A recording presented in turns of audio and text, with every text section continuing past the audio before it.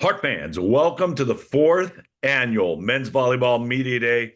I'm Rich Linden. I am your host today, and I'm super excited because today we are going to unpack all 14 Heart of America Athletic Conference men's volleyball programs and preview the upcoming season. And right now, we are with Clarke University head coach Ellie Kosick and Eddie Hernandez. Coach Eddie, how are you doing today?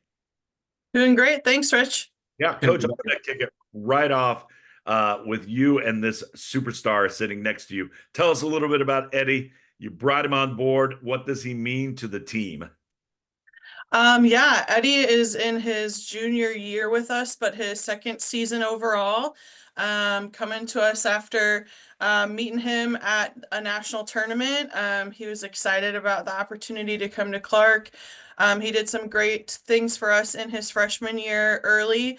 Last year took a season off, working through some just like life structural changes, mental health, school, and he did a great job coming back this year.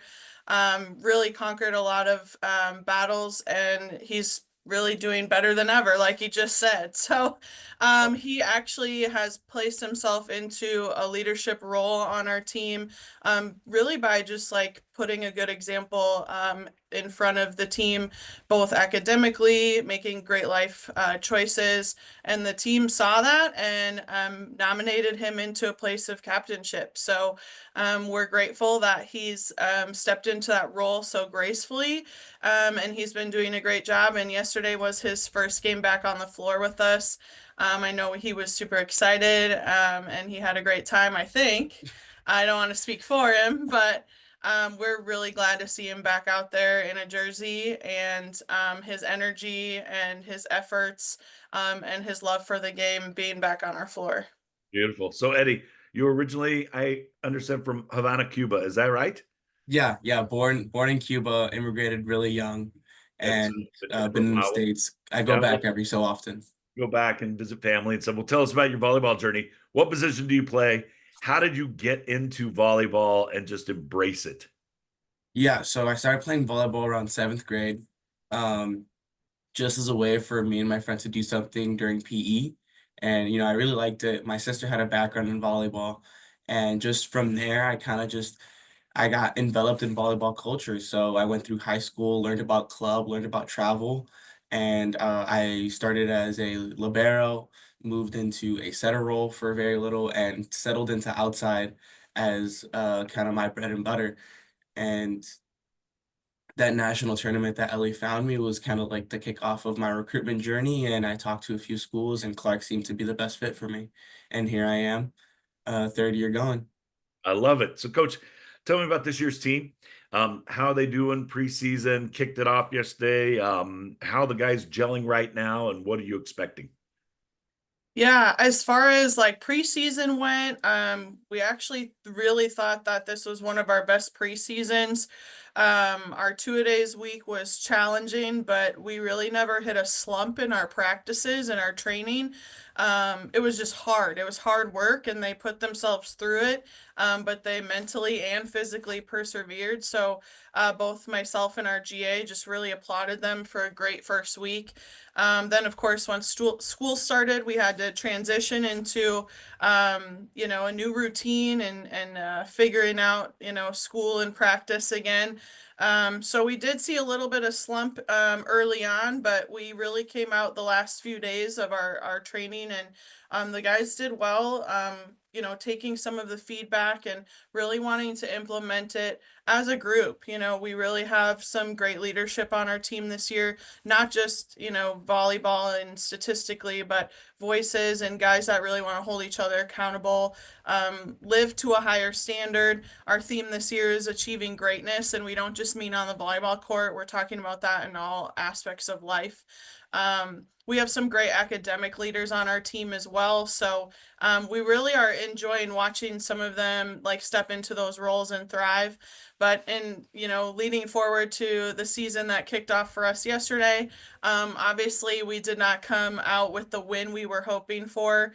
I definitely think there's some personnel that are still like working themselves out and onto our floor in ways that we have a very highly competitive gym right now. We've got people that are gunning for positions, guys who want to secure those roles, but that are also trying to be super supportive of each other along the way. So we're hoping that some of those things shake themselves out as we play some more opponents this weekend. We see some competition that we actually have never seen before, at least during my tenure here. So we're looking forward to some new teams prior to starting our very busy, very full conference season. But yeah, I think the year ahead is going to show us who's ready to step up, who's ready to elevate our program in ways that we've really been looking for and asking of our players the last couple of years, and just really looking forward to seeing what they can do as those leaders and those teammates rise up. And you know what, Coach, you kind of alluded to this. Men's volleyball, the season is so fast. You have you're working preseason, you're conditioning, and then bam, it's just packed. So it takes a lot. So Eddie, I'm going to flip this to you. I mean, you're a student athlete, and Coach was talking about this. So I want to get your perspective. A lot of your fans don't know how grueling it is to be a full-time student and a full-time athlete in season. What do you do to find that balance? What do your teammates do to find that balance between academics, your personal life, your emotional health, and then performing at the highest level on the volleyball court? Well, I mean, yeah, thanks for the question. It is a side of volleyball that I see, especially collegiate sports in general, that isn't really talked about, right? Yeah. Uh, you might understand a player's major, but you'll never understand their workload. And the key, and I've learned this the hard way, the key to being a successful student athlete is knowing what you're doing every day. So I live and die by my Google Calendar and an Excel spreadsheet with all my assignments. I know one of my great teammates, Kainoa Gerard, he also lives and dies by his calendar and knows exactly what he's doing every day. And all of the academic leaders on our team have something akin to that. They are scheduling themselves, they are sticking to time. Successful people stick to times, and that is the real goal. They go to class, they follow through on commitments, and overall they're just upstanding people. And when you understand that, everything else will fall into place. Love it. And that's the academic side, and then the athlete side just falls in right after. You just work hard, do your best, always get better, and you'll end up being successful. You just gave me goosebumps, man. Thank you, Mel. And speaking of the sport, Coach, the Heart now has 14 men's programs, two divisions, a North and a South. Tell me a little bit about the competitive nature and what the Heart brings for men's volleyball, and how exciting is it to be coaching in this conference? Yeah. Even you talking about our conference just gave me chills. Our conference is, I think one of the toughest places to play and compete, really in the men's volleyball world outside of, Division I volleyball. A lot of teams in our conference can compete against those Division I programs and do sometimes schedule them into their schedules as opponents. And so we've seen lots of programs within the NAIA succeed at a very high level, and 7 of them happen to be in our in the preseason poll in our conference. So that cuts our conference right in half, showing who some of our top performing programs are. And they put targets on their back, and a lot of them have been able to maintain those targets for a long time. But for programs like us who have in the history of Clarke seen some of that high level success, it gives us great, joy and authority to go after that. And never settle. And in recruiting too, it's a fun thing to talk about with athletes that when you come here, it's no cakewalk. You have to want to work hard. You have to want to achieve something. There's really no games off in our conference. Everybody wants that win, and everybody's working hard for it. So no matter whether you have a number in front of your school's name, every match is a big competition in our Yeah, conference. I've With the seen North and the Heart. South dividing too, it's going to be a unique thing for travel. it will be challenging on some of our athletes, I think, and us coaches.